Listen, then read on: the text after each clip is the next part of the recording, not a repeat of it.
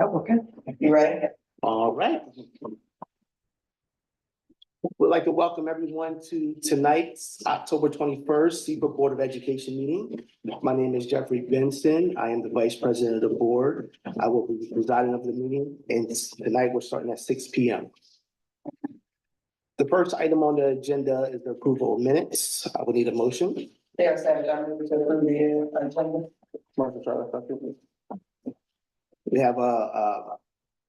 We have a motion and a second. All in favor? Opposed? That motion passes 3-0. Next on the item is the pledge of allegiance. I pledge allegiance to the flag of the United States and to the republic for which it stands, one nation, under God, indivisible, with liberty and justice for all. Please stand for a moment of silence.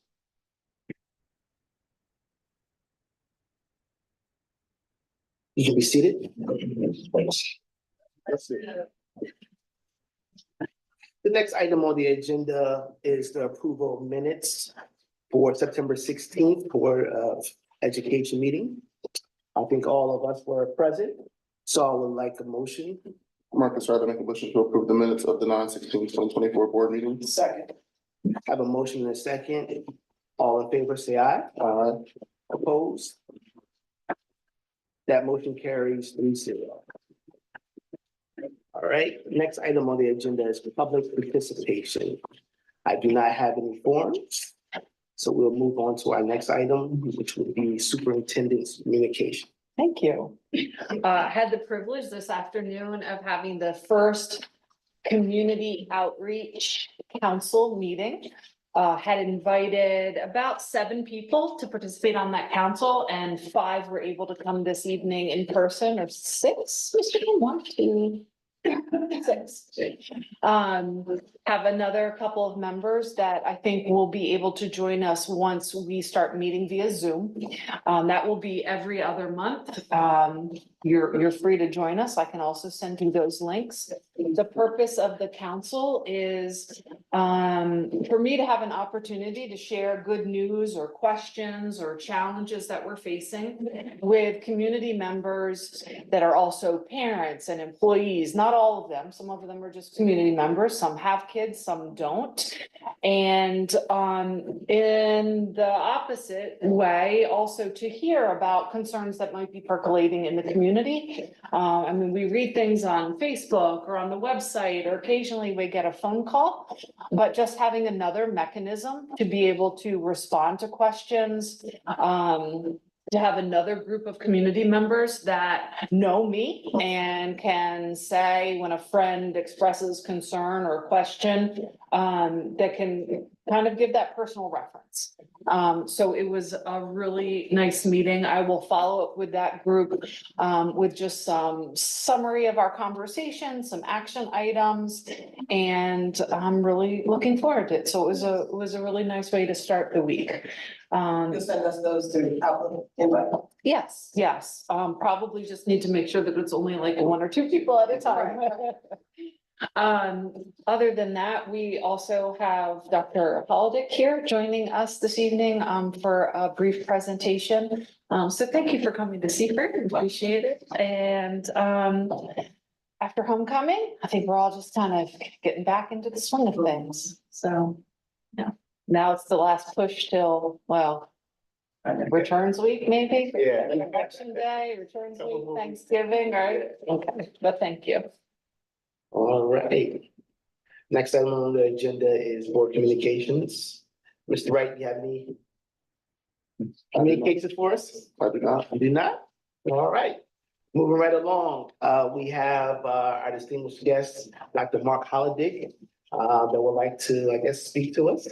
Thank you, All right. President Benson and board.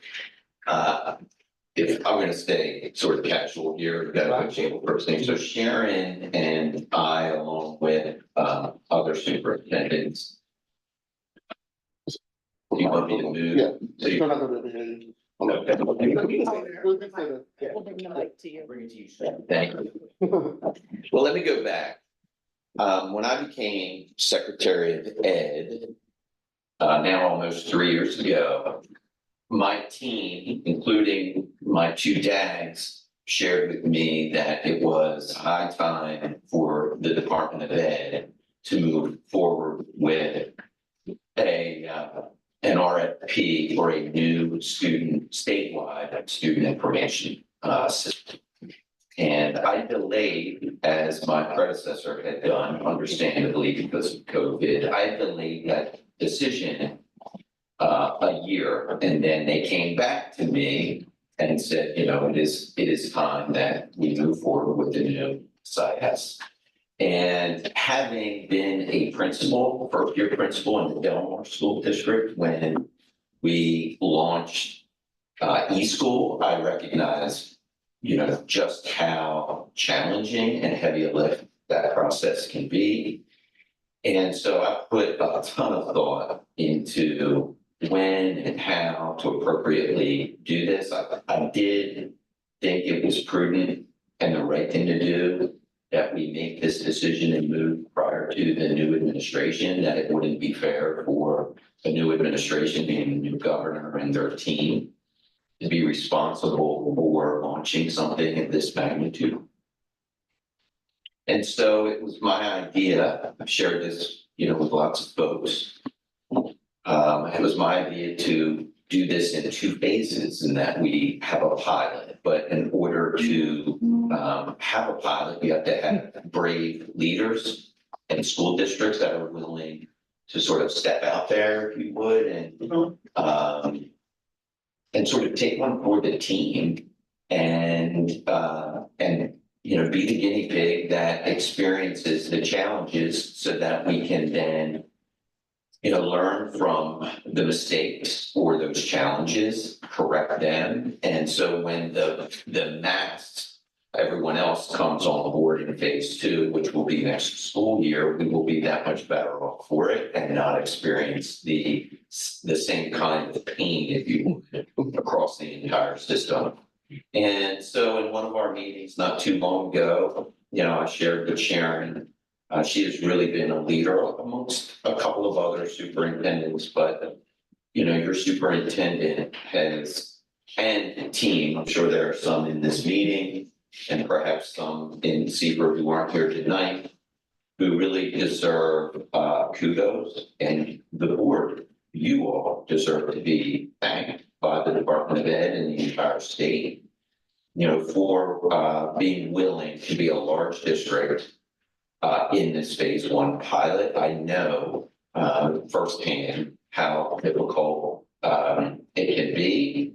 And while I don't know firsthand how challenging this launch has been, because I'm not living it, but I am participating in meetings, not everyone, but many, and I hear, just how difficult it has been. And so, I think it's important in a position like this to show up and look people in the eye and express gratitude and thank your leadership team led by your superintendent for the work that has transpired thus far. Sure, we're over many hurdles, probably not every hurdle.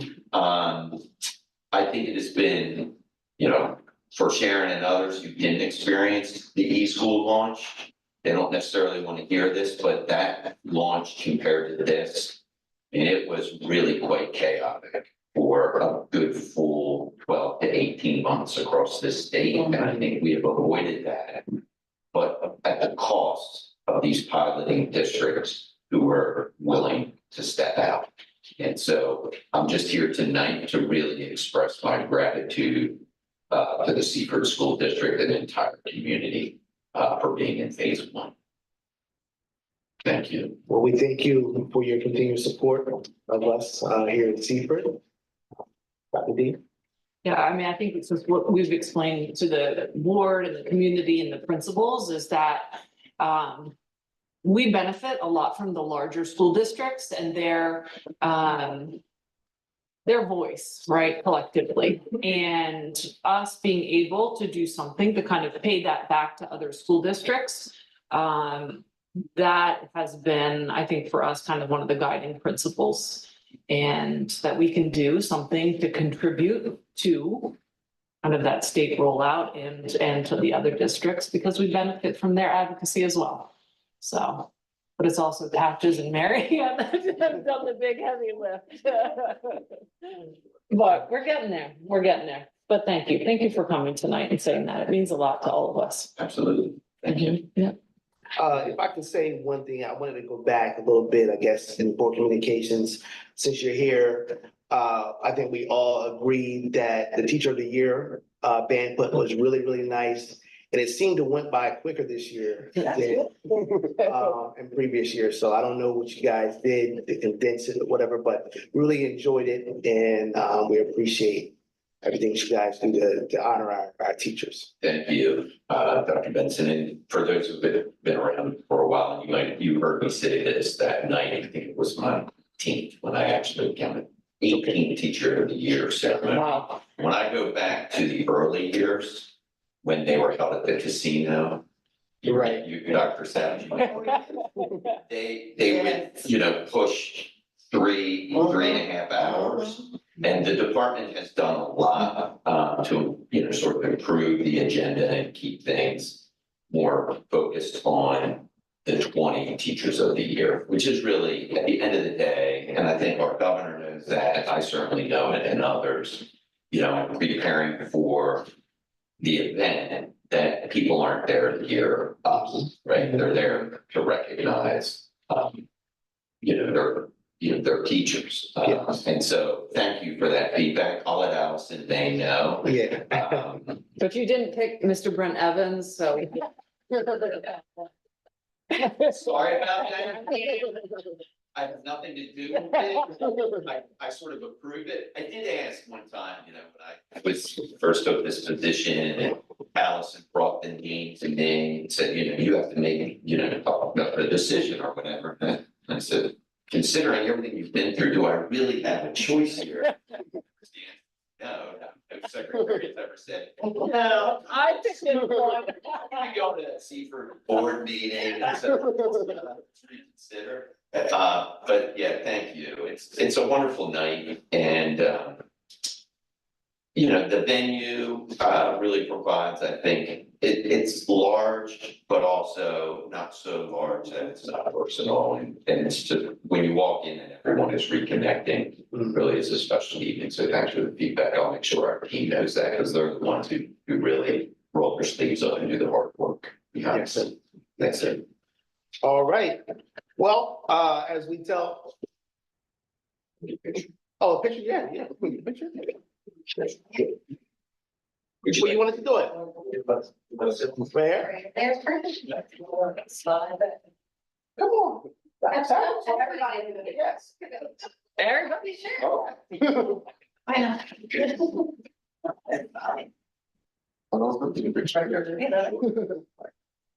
But Dr. D is in the center. No, like the captain of the team.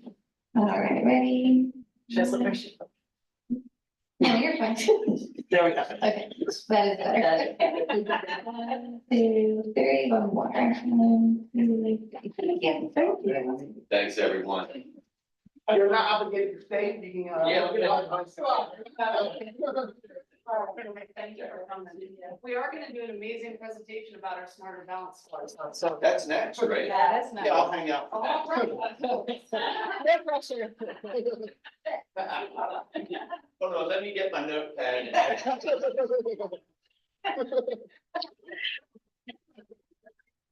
All right.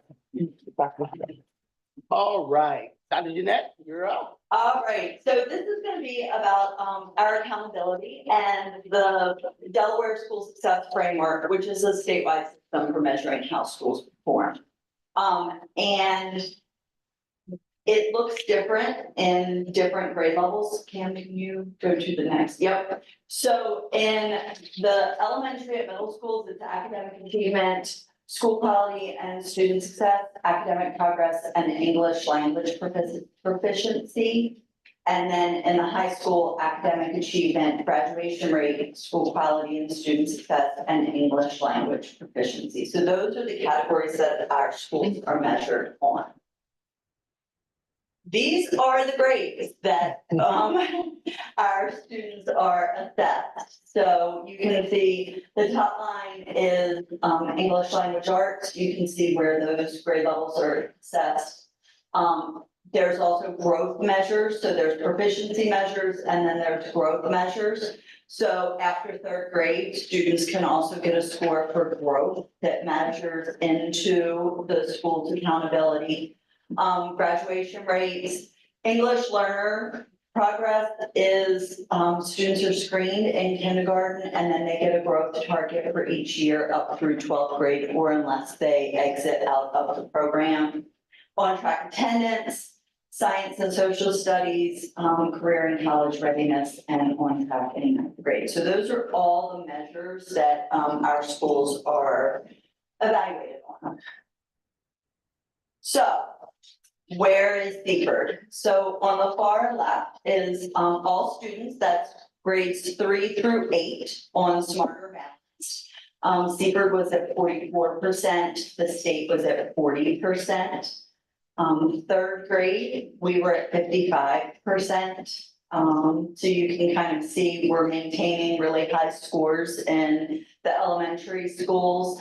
I will say that our middle school in 6th and 7th grade reading this year did see an increase. So they are starting to close that gap with the state.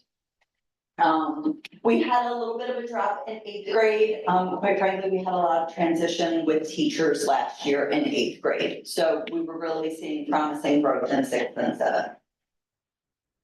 Math, all grades 3 through 8, we were at 35%. The state was at 33%. You can again see our scores. We do have some concerns about our middle school, but we're looking at the possibility, we're targeting a new curriculum for Algebra 1 this year, the Amplify curriculum. We're hearing really good positive feedback from that, to the point that Mr. Cave wants to meet to discuss the possibility of implementing that in other classes next year in the school, so. SAT, we saw a drop. Yeah, we did see a drop. However, the state also saw a drop, and the state is discussing whether or not SAT is the best measure for students at the high school for accountability purposes. So that's a discussion that we're having at the state level right now. So let's talk celebrations. Third grade of the districts, we were first in the state. And we were well above the state average. Third grade math, we were second in the state. Fourth grade reading, we were second in the state. Fourth grade math, we were second in the state. Fifth grade reading, we were 5th in the state, and 5th grade math, we were 6th in the state. So you can see at our elementary level, we are very high up there in the state with our scores. In our secondary, as I already said, the middle school is closing that gap in reading, especially in 6th and 7th grade. And we have some additional things that we're trying this year with access to tier 1 instruction. So our bookworms instruction, rather than pulling students out and doing something different with them, if they need some remediation, we're doing bookworms intensive, which is around vocabulary, which gives them access to the bookworms curriculum with a better understanding of some key vocabulary and phrases that they would be seeing in their tier 1 instruction. We've also increased CTE offerings at our middle school, including Teacher Academy and ROTC. Our high school, even though our SAT scores don't show it, we are showing consistent growth with the implementation of our high quality instructional materials. So we have high quality instructional materials in reading, or in English, math, and in science. So we are implementing that. Science is kind of new for us this year. We're working on that with those teachers because it's a shift for them. And then we also are offering additional dual enrollment courses offered through Dell Tech. So we've added additional sections of English 101, 102. We added 2 math classes this year. We added a bio and a chem class. So we really tried to provide some additional college classes so that our students could see themselves being successful in a college class, who might not view themselves long-term as being a college student, but we felt like if we could give them access and they could meet with success, that might open some doors for them long-term. We had 2 students who were recognized by the National College Board, and their names are up there. So we had both first-generation students. And then this is some subgroup data that we started diving into. So 3rd grade reading, the state special education score was proficiency was at 15%. Seifert was at 46%. Yeah, other one. Math, same thing, the state was at 10%, we were at 51% there. You can also see for all grades, we're still consistently higher, including our African-American population and our Hispanic Latino population. So we are well exceeding the state in all of those subgroup areas. Is that grades 3 through 8 then for those numbers? Yes, so where it's all grades, that's 3 through 8, so that's the overview of all of them, yes. All right. Questions? Yeah, I have a few questions. Some questions. Yeah, you want to do questions now or after? I'm very eagerly awaiting the staffing portion. Just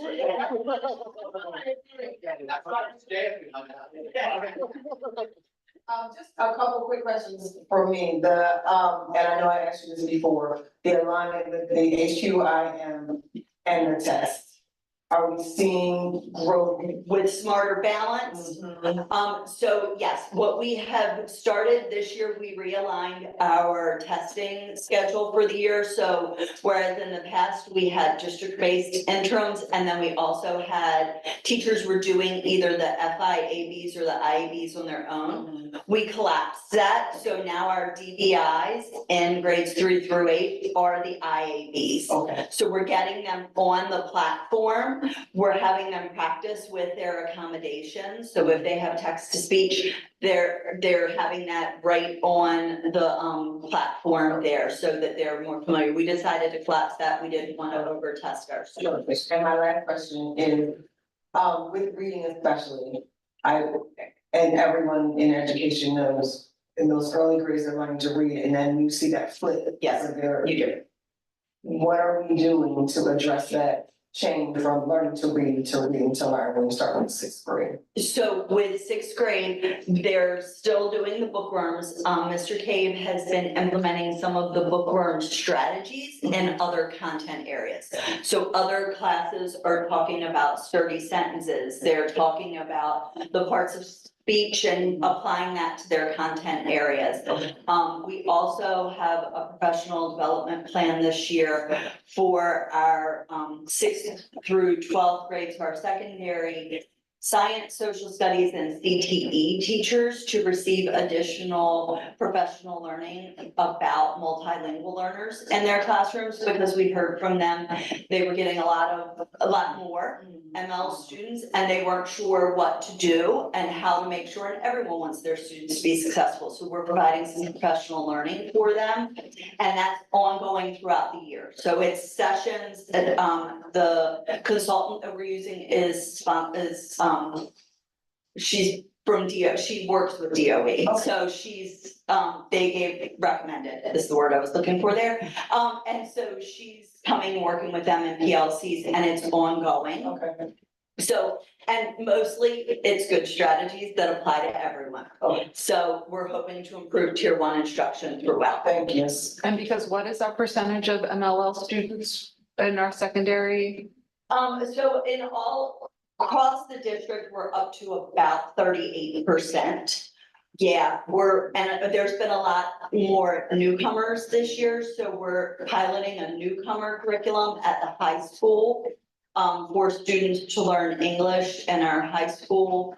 And now the different schools vary with that percentage, but overall, we're also digging into our MLL data for long-term ML students who have been in Seaford and looking at their scores. I have a phone call or a Zoom on Friday with Maria Rodriguez and Carrie Knight about some questions that I have, like what happens between fourth grade and fifth grade? When all these students met their target in fourth grade, but then they didn't in fifth grade, what can we do to support them? So we're digging into that so that we can get some of them exited out of the program. Perfect. I do have a question that kind of piggybacks off of what you just said.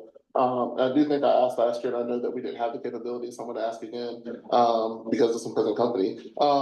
So I think, so I know that, so as we're looking at the data across, especially from fifth grade to sixth grade, of course, there's always that drop happens nationally, but our drop is much steeper, than other places. So is there a way that that there's some aggregated data that shows the students that we've retained? And, then is that drop off really that steep, or are we losing, a higher percentage of, some of those higher scorers? Are we losing them from middle school, from elementary to middle school, and then it's making that drop off look a whole lot steeper, or? I dug into it last year. Really, the students that we have, it's not like all of our top students are leaving. We wound up with the same percentage. So what we're looking at doing now is working on those transitions. So fifth grade in our 2 elementary schools has departmentalized so that kids become more familiar with different teachers and not the same teacher all day. They're also looking in 6th grade about doing some of the same things like incorporating the BWI that we use at the elementary school. So we're trying to make that transition a lot smoother than what we have in the past. Fluid. Thank you. Yeah. Thank you. I'm done, yeah. Okay, all right. So, one thing, we're okay. So the first part of this is the recruiting aspect, which is become much more difficult each year as we've gone along here with the staffing. There's just fewer events to attend. One of the biggest ones that we've gone to for years is what we always call the Philly, the Delaware Valley, and it no longer exists. So oftentimes, Pennsylvania has we've imported a lot of teachers to Pennsylvania over time. So the one on the western side is the Perk in Pittsburgh, and the one on the eastern side is the Delaware Valley. And they don't have one any longer. So that was a hit a little bit last year. Area is the one that hits Ocean City, we go up to Appoquinimink, and then also UMBC. They're now down to just the one in Appa. So we've got creative with some stuff. We've always done that here. We don't just go to the recruiting fairs. We go to just go on campuses, talk to classes. Somebody may have been taking their child on college trips last week and stopped by the education departments to talk to some classes for us and has the possibility of somebody from VCU to us. So we take advantage anywhere we can. Dr. Savage, you and I did one at Dell State last year. And at one point, we spent more time talking to each other than we did candidates. It's just like, it's so challenging. So one of the things we have really worked on the recruiting side is the growing of our own. And it's not just through the teacher academy, because that's a 4 to 5 year fix for us. But in getting our paras and different folks like that into the programs to help fill our vacancies, and we'll talk about that as we go on. So just to give you an idea, we had 53 employees at new teacher orientation this year. That first day is paras and teachers. And after tonight, providing you guys approve, we'll hire 82 new employees in this hiring cycle. And so that's a lot. It's down a little bit, which is good. It means we're retaining a little bit. We didn't have a big hit of retirement this year either. And not on here, as I stand here tonight, all of our elementaries are completely staffed. Our middle school is, except for 2 special ed teacher positions, fully staffed.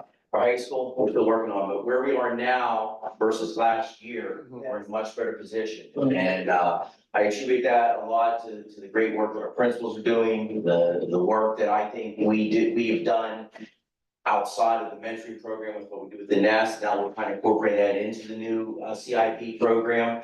And then one of the things here, we have 24 RTC teachers with us now, and 5 of them have completed the requirements since July 1. So they are they're not ARTC anymore.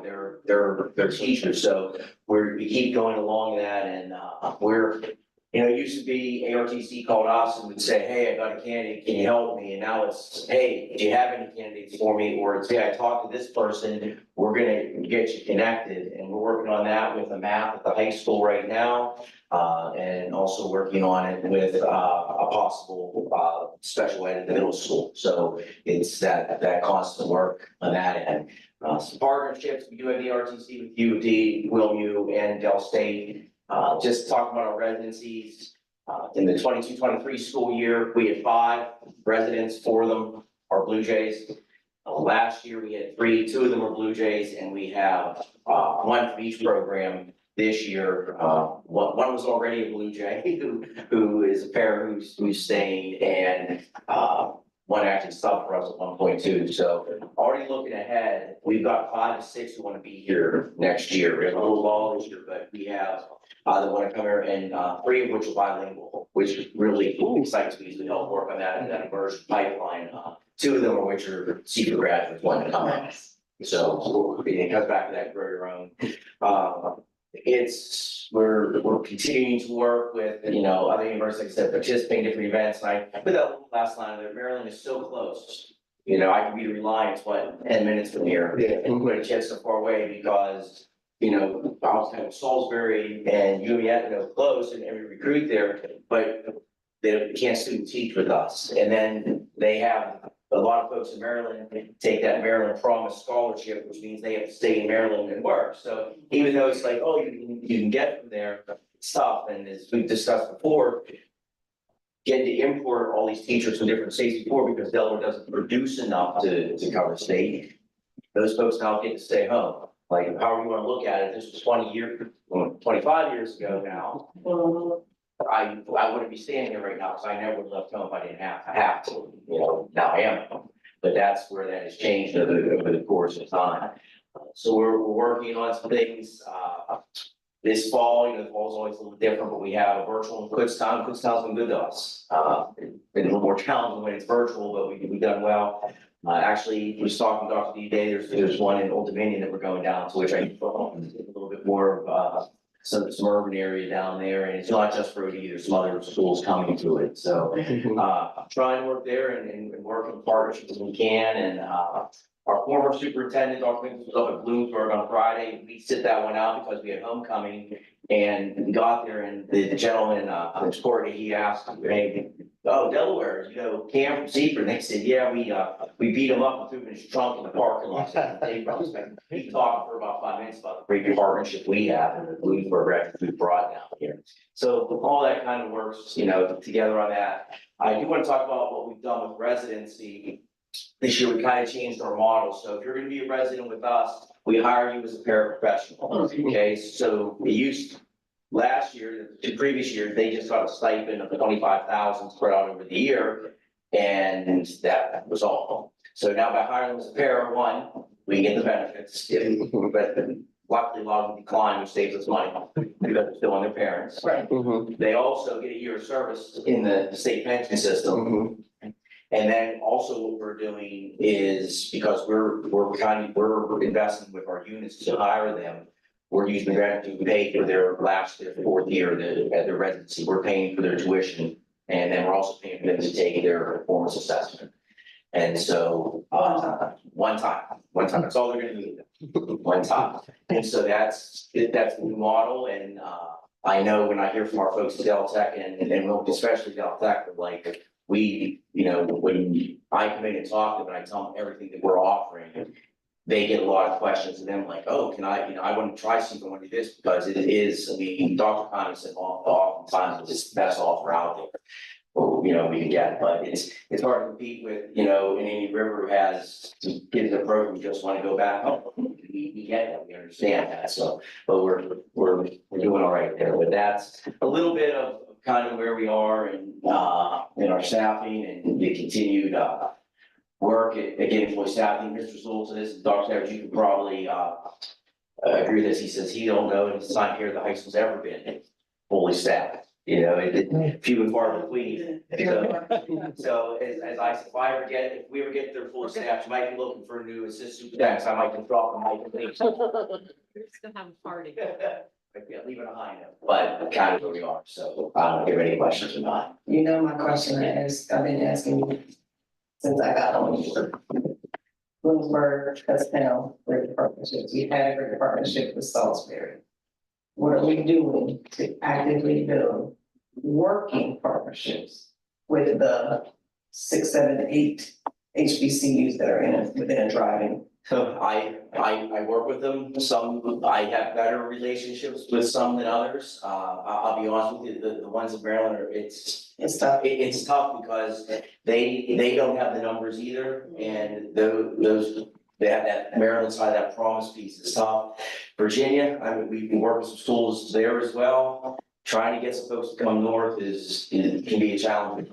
We actively try to have, like I said, we have gone down to some classes. At one point, I had zoomed into some stuff at the Virginia State, I think 3 or 4 times. I was gonna ask if I could get adjunct pay, doing it, but the one professor says, and I can't think of his name, and I can see him on the Zoom, but he just says it's hard for folks to leave the Commonwealth. And he said, you might have a sign on it says it's hard for people to leave the Commonwealth. But we really work on that, and same thing, like we have a decent rapport with McDonald's, but just, hey, I have this car, I have to work in Maryland where I owe this money. That's a hard I can't- It is, that's why I asked. Yeah, absolutely. But what I say every year, partnership is more than just going one time, it's actually working on that partnership to build that pipeline, because it takes forever. So I just don't put that to the top of your head. I was always working on that, What is the Maryland program called again? I think it's called Maryland Promise, I believe is what it's called, and so if you go and if you don't, I think you owe, at one point it was 30,000, I don't know if that's increased or not, but you owe, if you don't, you have to commit to work in Maryland for 5 years, I believe is what it was. And then you don't owe that money, but if you don't, then you go somewhere else, then you owe that money back. Let's do this, Department of Education, to the state or state legislative. I don't know that, to be honest, I have to do some more research on it, but I hear it all. And I'm afraid, I think it's through the state. Yeah. Mr. Secretary, I don't know how much more about it. We have a similar program for, for certain fields outside of education in Delaware, but what we don't do is require them to stay. There are a number of reasons for that. It's really hard to track, and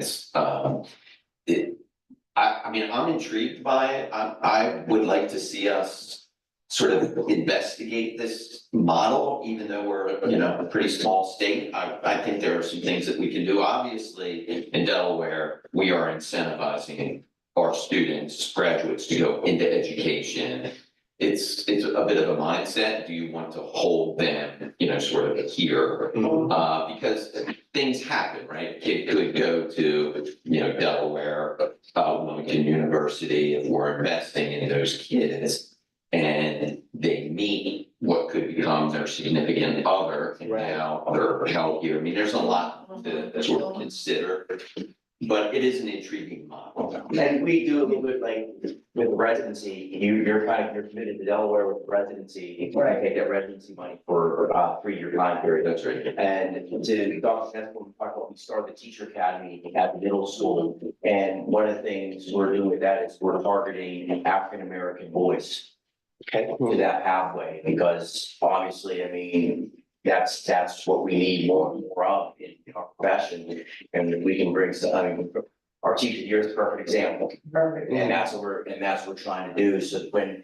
I sat down with Dr. Jeanette and Dr. Miller, we kind of talked about bringing that teacher academy there, we said, we're gonna do it, but we're gonna do it this way and target in that direction, and try to build that, because even what we're talking about, sixth grade is a little bit late, like, we're trying to have this conversation with the third, fourth, fifth grade to get them to want to do the teacher academy, to get there. So we're being very strategic in the schedule, the students in it as well. Understood. Thank you for all your work. Thank you, Pam. Thank you. They were, All right, thank you for visiting. Thank you. School choice presentation.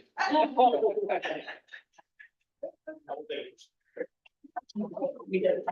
But Dr. Benson, the presentation is just for you. I looked it over before too. I got a few questions. All right, so by state law, we have to have a presentation on school choice for the public, so this, presentation's been due, and obviously, what the school board do, there's some data at the end that I'll share with you. This year, applications, are accepted from November 4th, until January 8th of 2025, which is still a little weird year today. There are two ways to apply. They can go to schoolchoice.org and do it online, or they can also, print a copy out from the bottom there, that link that's on our website. They can print that out and fill it out and give it to myself or Karen. This year, we will bring all of the applications we have, from the January 8th to our January board meetings. Where you have a chance to approve them for next. Applications, we do accept them after that, obviously you know that, because on almost every board agenda, you guys have some school choice applications. We always do that because of good cause, whether that's a teacher that's moved into, or came to work here and we want to take their children. Or if a student moved from a different district, we want to stay here, so we will take, applications outside of that window, if you meet any of those criteria. And really good cause can be used for almost anything, as long as the parent can justify why they are putting that school choice out. Enrollment for school choice, carries you through that entire school that you're in, and I say school, so K through 2, you have to reapply to go to third grade because you're changing schools. Same with after fifth grade, you have to reapply to go to middle school, and after eighth grade, you have to apply to go to the high school. That's just a state regulation they have in there, and you have to reapply at all those levels, and then to reapply, basically, we just look at attendance, grades, and discipline records, you can change one. Transportation, parents are always responsible. However, we will work with parents if they're school choosing their student here because of daycare issues. And their student goes to a daycare and a bus already goes there, we will put that student on a bus because the bus already goes there. So here, we will work with them, but for the most part, most of the parents that do apply for school choice do bring their students to, and then pick them up and take them home. Termination choice, parents can always terminate their choice before the end of that school if they want to. We just have to get a letter to me and to the school board, before that, and then I bring that to the December board meeting, we have to do that. In my 3 years, I have not had one parent that's actually gone through the terminating choice. Some of them do it at the end of a grade level band, like they go to second grade and they don't want to go to third, or they go to fifth grade and they don't want to go to middle school, which is, you know, you find them doing anything, but I have not had one parent. That's timeline for this year, November 12th, we will send all applications out to our second, fifth, and eighth grade students to try to entice them to apply, come back to third, sixth, and ninth grade. And then November 13th, the day after that, we'll also send probation forms out to principals. We like to collect some data on our students, see how they're doing on the grades, with their behavior and their attendance. I will say for the most part, the only students we have an issue with in terms of school choice always goes back to attendance. And that's because attendance is a huge measure for our report card. So if a student's choosing to go here and their attendance is bad, and making our attendance, you know what I mean, our attendance, that's the one reason we usually cut them. So December 13th, for those probation forms are due to me. Those probation letters get sent out, and then if a student goes on there and we decide at the end, and we look at them in May and June, say, yes, we want to cut them away. I think I have school choice continue. And then January 8th, January 20th, those, January 20th is the board meeting, you guys will have, or the approval will begin for next week. Probation, I talked about a little bit already. Administrators can put students on probation for any of those three. That's in our board regulation, also state regulations. They do fill a form out, and then I meet with them just to go over it and talk about those students, before we send those letters out to them, just to make sure that we're clear, we're covered. Students can obviously, if they improve on their attendance or if it's behavior grades, we'll take them off and they'll stay for the next school year. And that's what we hope for, to have that meeting. But there are times before we're done, that, we deny school choice because of one of those three metrics. Mrs. Zoll, how many do we usually have on probation at a time? Last year, we had 4. Okay, it's not bad. Yeah, I mean, it's usually a small number. Okay. Most of our school choice students, I mean, honestly, we don't have any issue. And then revoking school choice, like I said, in the May board meetings, when you get those, if there's any that for next school year. And again, that's so the parents have the entire summer then to enroll them in their home district or look for other school choice if they don't want to. And then just a little bit of data for you, so you can kind of see the last 3 or 4 years. Our students choosing out of Seaford, I do have data on that from the year before I came. Student choosing in, I only have data from the 3 years that I've been here. You see those numbers, statistically wise, it's kind of good. We've gone down, we're less than 100 students net loss in terms of school choice, where 4 years ago, we were over 150. So those numbers have gone down. You see where students are going to in that bottom left-hand one, they're choosing out to. For some reason, Woodbridge still has a gigantic number of kids that choose that. It makes no sense. I can't say I have an idea why, but that's just the numbers. And then the ones that are coming to us, Laurel is the biggest number of students that come to us from other schools. Are they, the Woodbridge students, are they those that are going to Woodbridge, are they leaving us in the elementary, from the elementary to middle school? No, there's a few, most of the students from Woodbridge, for whatever reason, start young and continue in Woodbridge until they're, you know what I mean? I've never, like I said, I can't say I have a reason as to why the number is so high. I'm trying to understand. We haven't seen the demographic, but when you see our numbers in regards to specifically for elementary, we're performing higher. So I don't understand. Yeah, I mean, it's not on you guys. I'm just saying, I want to know what the perception and the rationale behind it. So it actually came up today during the Community Outreach Council as well. And Jermaine with Duncan from Boys and Girls Club actually had a really good thing. He was like, what if, you know, there was a survey or some way of parsing that out? And I think we would have to carefully consider how that was worded in order to get accurate and honest feedback. Right. Like accidentally. Right. But it would, We yeah, certainly could. especially those people that choose someplace else as a kindergartner before they've had an experience here, right? And it also made me think, I wrote myself a note here, again, as an offshoot of that conversation, to include something in those choice applications to say, hey, don't forget when you're making your decision about whether they're to complete a choice application, here's some stats and information about Seaford. Yeah, I would think The only difficult part then is if they're choosing to somewhere else, I don't even know, I mean, they just go online. And do it. It's hard to, you know what I mean? You don't know. But we could send because we can't figure out who the students are, the choice, obviously. Yeah. And we could send surveys to figure out final. Yeah, that's just a lot of students. I mean, when you look at that, I'm thinking about units that we could have for ourselves, without knowing the reasoning, you know, behind it. does the 196 include Sussex Tech and? No, these are, no, That's, this is just the, so this is just a choice, not tech or the charge, okay.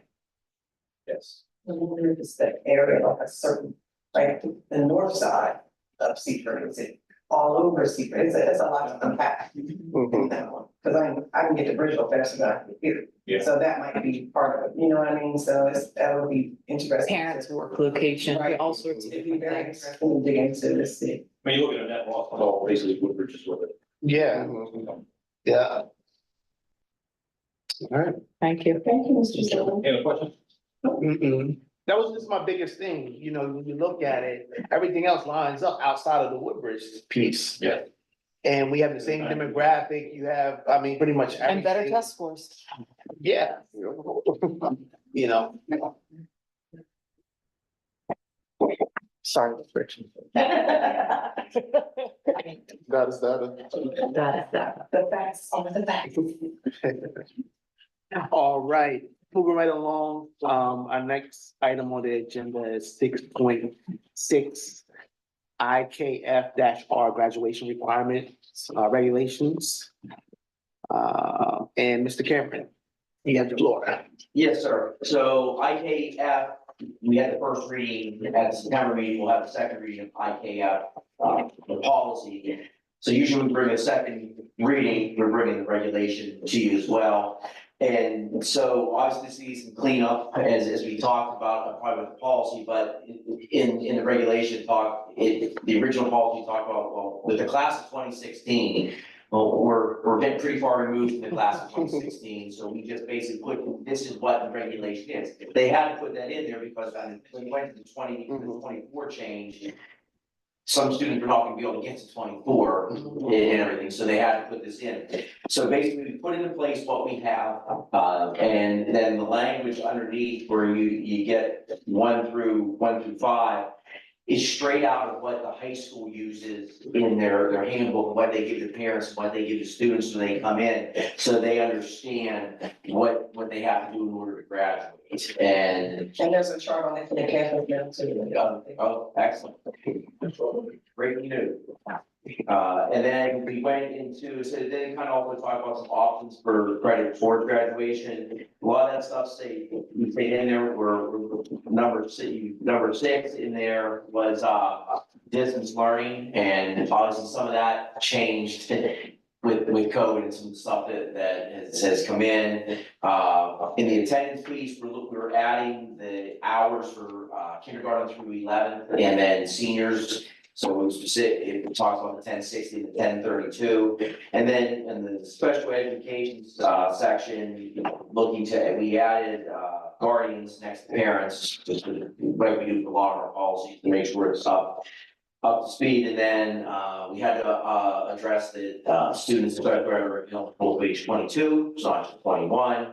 And then we got some stuff there about the standard diploma track and the alternative piece in there, alternative standard on diploma. So this kind of lines up with everything that's changed. The policy was, or the regulations last looked at in 11. And so by approving the second reading, these are the regulations that will go along with it. So, with regulations, they don't need the board's approval. We like to bring it to be conjunct with what we're doing with the policy. Okay. All right, no questions? Nope. No questions. All right. Well, we'll get into our action items. On 7.1 school choice. Before we make a motion, or ask for a motion, I have a question, if I may. In regard, how do I express it in regards to denials? Just ask it, you can ask it generally without referencing a particular Name, yeah. You can refer to it by number if you want to start it. Yeah, so I see the 2025-73 through 74. Those are being denied, but they are homes, their home residence is Seaford. What is the particular reason? I saw that we just had the presentation. And I see the footnote at the bottom. But is there a particular reason why we don't want to accept them? Is it because it's after? Partly it's after September. That's what I was gonna ask. The state, I hate sound rule follower in some ways, but this one I kind of am like. And I wish charter schools would do a better job of this, and just being totally honest, if you're accepted to a charter school, technically you're supposed to stay there. 1 year contract, that's right. And as soon as you click that acceptance, you are signing a contract and you have to stay there for a year. And so since these, especially trying to come back after September 30th, we get zero funding for this school year. Okay. So that's, it kind of really goes back. That's important. What, have you had any conversation with the families as of yet? Yes. What was the feedback?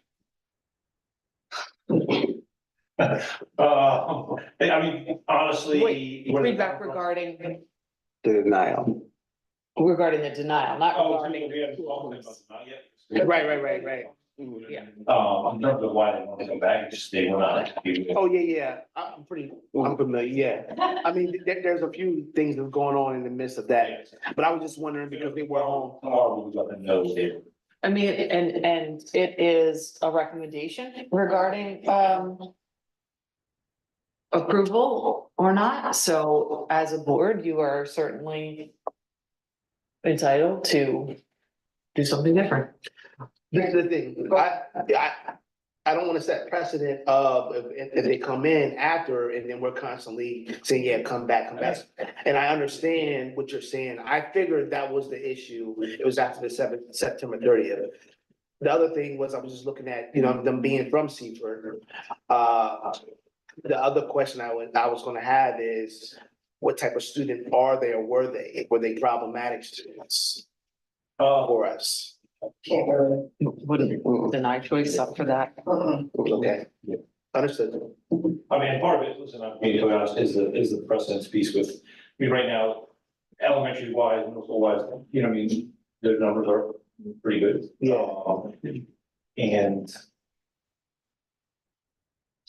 just maybe if you do accept two. Right, then you gotta continue, Click that's that right. box. Yeah. It's on there, that it is a one-year agreement, and it has to give you something really Mhm, substantial for that school leader of that charter school to let you out of that one year. understood. So this is year 10 for me, right? And so every year I'm learning something. This is the first time that I've seen this happen in the midst of for charter, right? And then just even the surrounding of what I'm hearing, We about. did this last year. Yeah. Okay, It's not the first thing, you know what I mean? forgive me, I don't remember, No, but, you're in the midst of it, but yes, understood. Any other questions? No. No questions? All right, my esteemed colleagues, I will need one of you to make a motion in my absence. For this particular role, well, not my absence, my honor. School choice application 2025-71 and 2025-72, and to deny school choice applications 2025-73 and 2025-74 as presented. Marcus, try that second. All right, we have a motion in a second.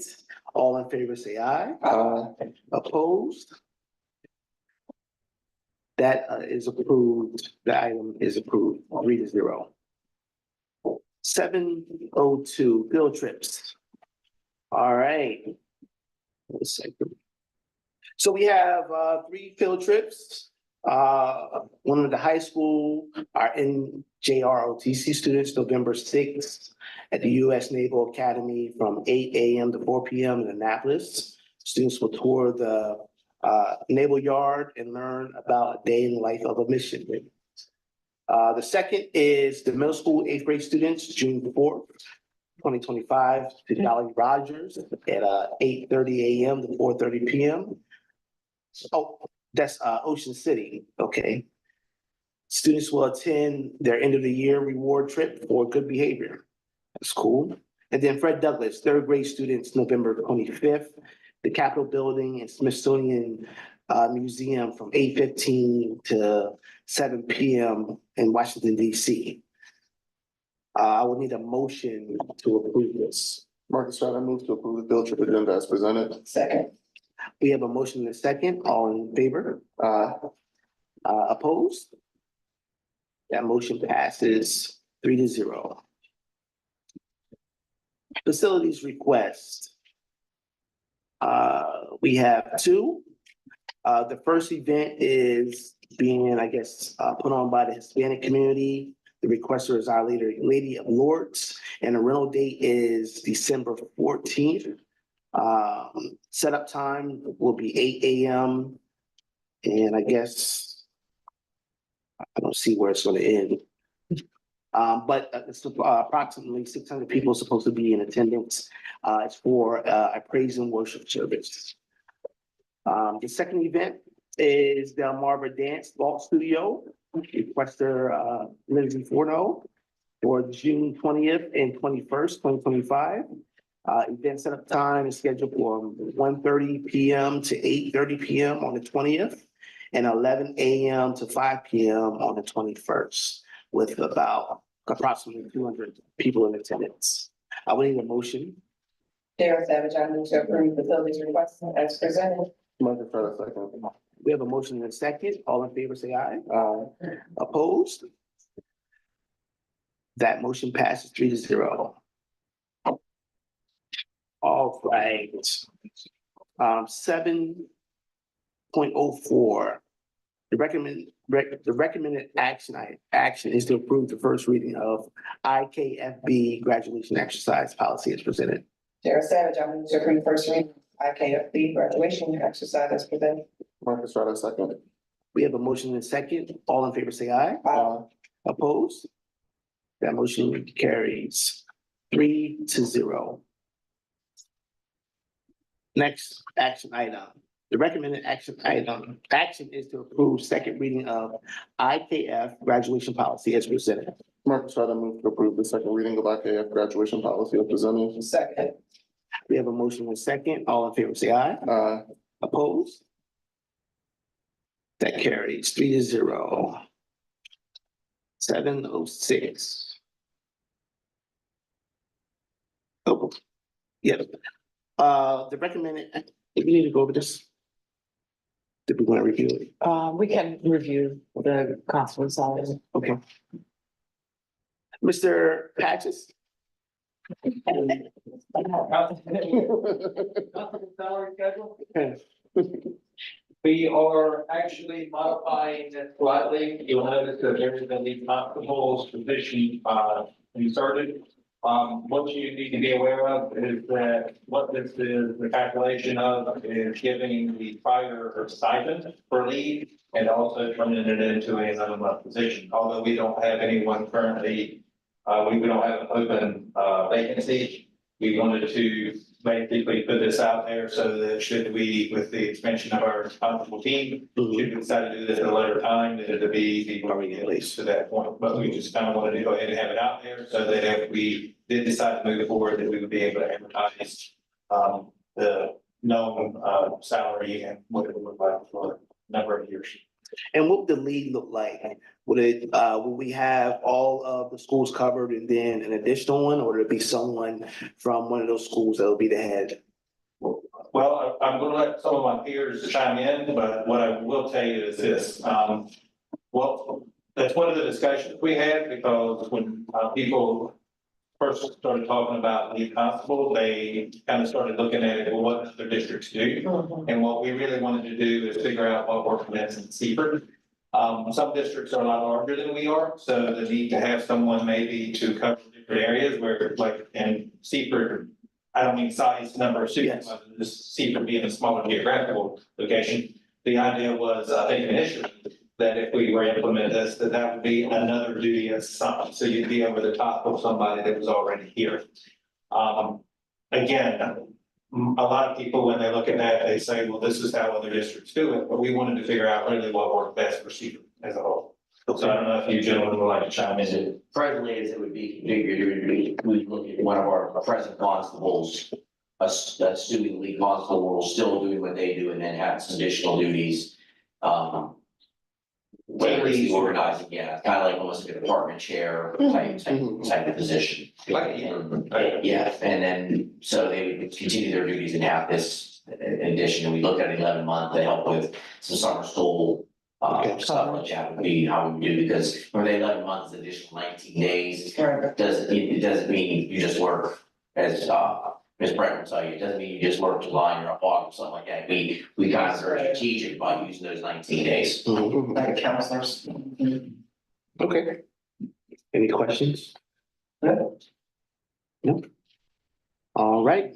The recommended action is to approve FY 2025 constable salary schedule as presented. Chair Savage, I move to approve the FY 2025 constable salary schedule.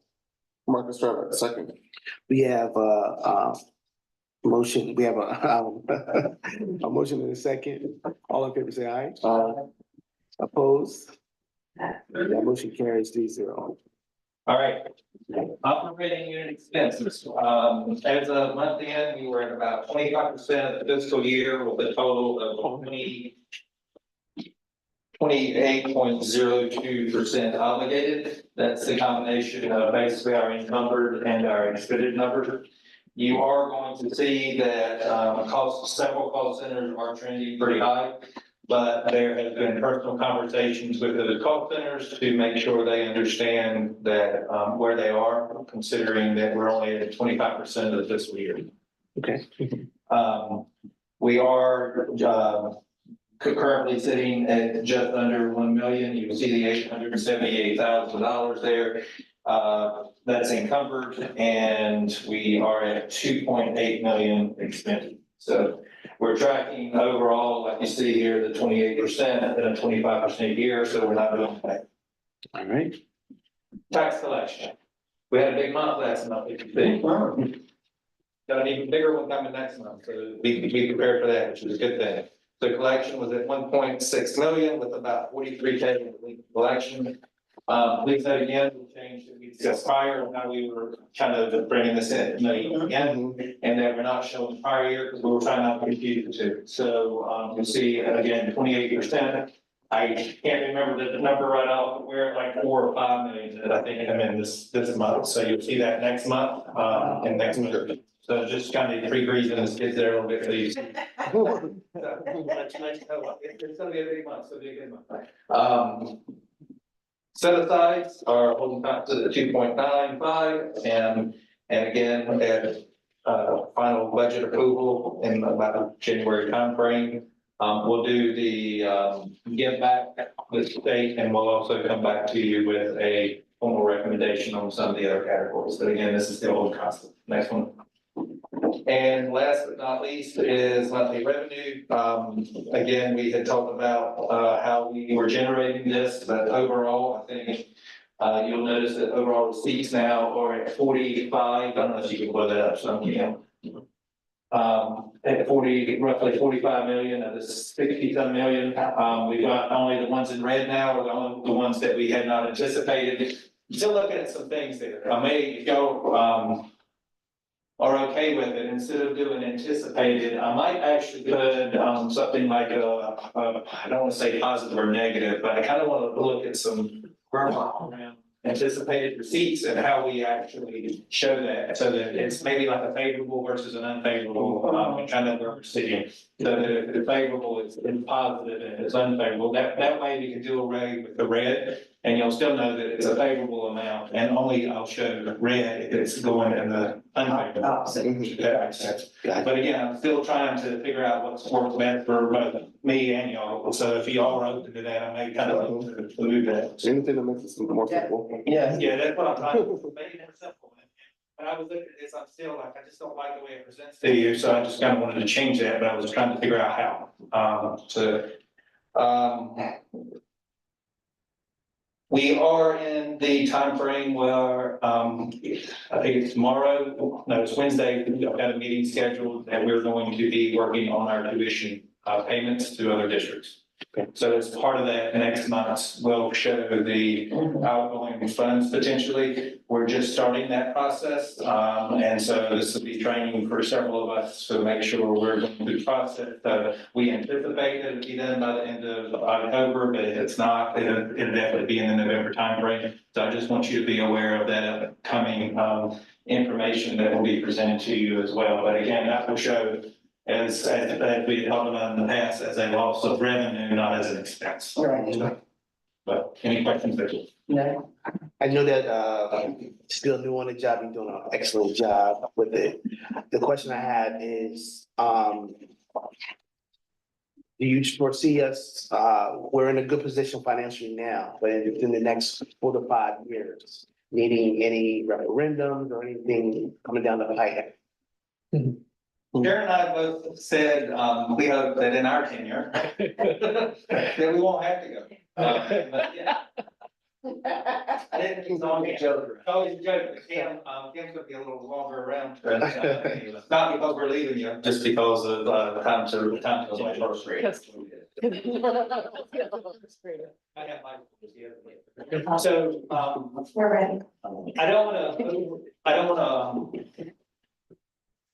wanna say no, because I don't wanna come back and be what you said, but what I can say is this: I think we're in a very good financial position. Mhm. And I have to worry about that for a while. I think the key now, what I'm seeing is we're in post-extra.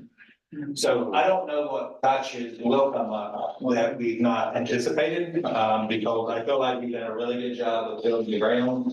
I think we did a really good job even planning with our salary increases that we gave with the local 3% y'all agreed to. I think there's a lot of good things that we've planned for. But one of the things that concerns me is the upcoming assessment changes and those sorts of things. We really don't know where that's going to end up. We're saying it really shouldn't hurt us, right? That's what we're hearing. But I think there's so many variables right now in this next 6 months to a year, that I don't really know the answer to that. But I can tell you we're in a really good position. The thing is that with being in a good position comes also, I've had to start saying no to things and people don't necessarily like that. That's okay. And by saying no, That's okay. yeah, and that's it. It's people, in the past, it was, with all the extra ESSER money and some of the other things, it was one project after another and it seemed like there was no no's. Now there's no's because, and there will continue to be more no's. And I think that goes back to managing within a budget, Right. creating a realistic budget and then managing it. And we will remain in a good financial position as long as we aren't just spend crazy, Mhm. right? Like if we're very careful, we will stay here, but it's gonna be and we've explained that to our principals as well. And there's a balance there too, I do believe, that I kind of want to let you in on, and that's one of the things that Cam and I have talked about, is that we plan for the 98% of anticipated units. And the budget currently is still set up against that, even though the units are a little higher than that. And so there's a balancing act between hiring additional people, doing the additional things and finding that, but the problem is now we can't even fill the positions that we have, so it's kind of like, so that allows us to do things with those units and get creative, like as part of our give back. Yeah, And so that it's not actually costing us money, we're just not really receiving the money from those, so. got it. That makes sense. So, did that answer your question, or did it? Yeah, I mean, I'm not gonna have a problem with you as long as I get some Blue Jay gear here and there. No problem out of me. All right. Okay, the recommended action is to approve the monthly financial reports as presented. Marcus Strada move to approve the monthly financial report as presented. Second. We have a motion and a second. All in favor, say aye. Any nays? That motion passes 3-0. All right. Our long-range agenda. Got a lot of stuff, right? It's good stuff. So October 24th, we have the Fall Harvest Party at Central Elementary at 5 p.m. That same evening, we had the fall dance at the middle school. That's been moved. Has it? Okay. I heard from a middle Yes, school so today. Oh, we just. I had to move the football game to Thursday, yeah. Officials and there's the Seaper Concert Association have the concert that night. We're going to have to utilize the middle school for parking. Yes. And so Mr. Kate graciously going with the dance. I think it's to the sixth. November. Sixth, I think Wednesday between election day and return day. Okay. So we just- Late breaking news, thank you. Yeah, so let's say November 6th, you said? Tentatively. All right, excuse me. Also on the 24th, we have Family Fun Night at Blaze Elementary at 5:30 p.m.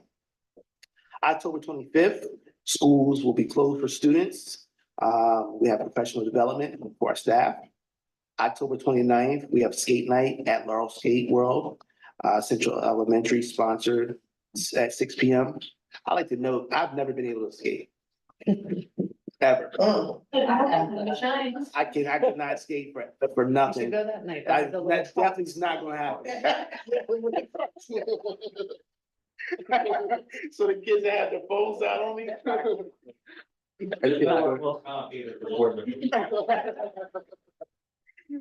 October 30th, we have trunk or treat at Fred Douglas from 5:30 p.m. I will be attending that. October 31st is the end of our first marking period. November 1st, underclassmen picture retake makeup day at the high school. November 1st, PBS celebration at Fred Douglas, grade four, at 8:30. grade 5 at 11 AM, and then grade 3 at 1 PM. November 5th, schools will be closed for election day.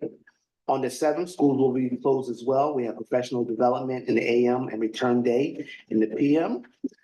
November 11th, schools are closed for Veterans Day. It's a great month. No school November. And November 12th, schools are closed for students and parent conferences.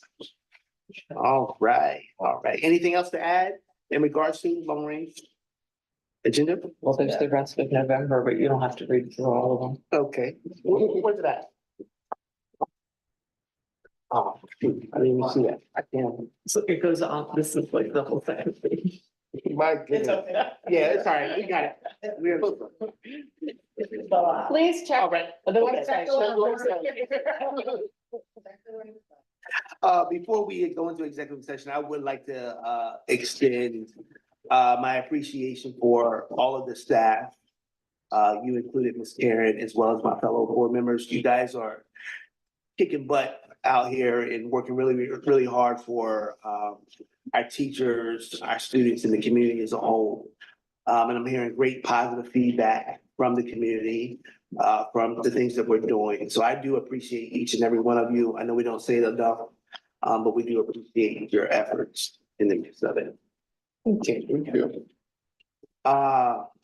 Executive session. I need a motion to enter into executive session. Marcus, second. Have a motion and a second. All in favor, say aye. Aye. Opposed? That motion carries 3-0. So much for the heel. It's good to see you all. The time is 7:17.